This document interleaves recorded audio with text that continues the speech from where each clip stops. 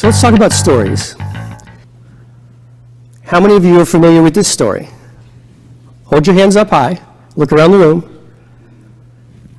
Star Wars came out in 1977.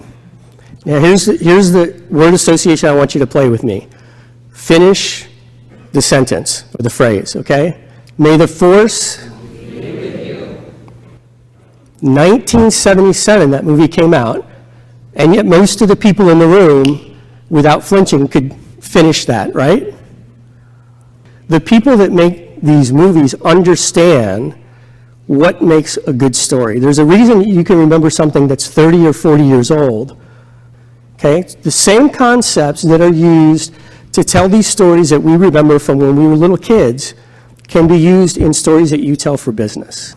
If you understand and communicate your why, and you can communicate it in a way that engages people, I'm going to go through the different elements of storytelling, but I can tell you, if you have that why down, all the rest of it will fall into place, okay?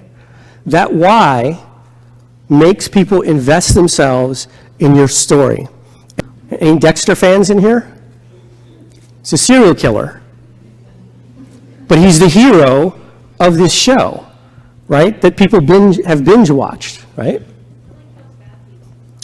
Pardon me? He only kills bad people. So, see?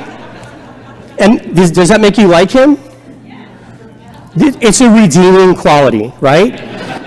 If you have a project and you're presenting it to people who are just looking at the dollars and the cents and possibly the negatives of it, if you can find that little thing that makes them think, but gosh, it'll make our processes so much better, it'll make us so much more efficient, right? If they fall in love with that, that carries you a long way. It cures a lot of ills. So Gordon will do unto others as you would have them do unto you, right? Okay. So the platinum rule says, forget that.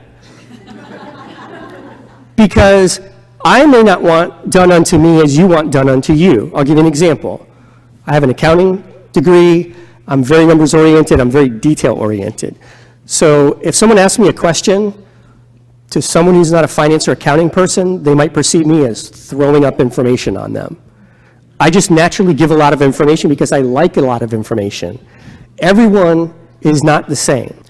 And in order for you to give your audience that story the way they want to receive it and not just the way you want to give it to them, you need to understand that audience, right? So if I was speaking to a room full of engineers or a room full of physicians or a room full of attorneys, I might have crafted this very differently, right?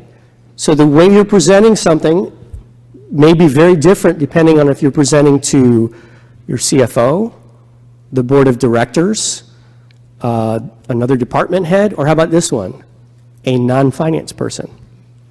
How many of you deal with non-finance people on a somewhat regular basis? Look around the room. Hold your hands up, please. Okay, so we need to start thinking about how do they want it? Because they don't speak finance speak. Some of them don't know what in the world EBITDA is, do they? We can ask ourselves some questions, and then if we have to, ask them questions. So that's the number one way to find out about your audience. Thank you.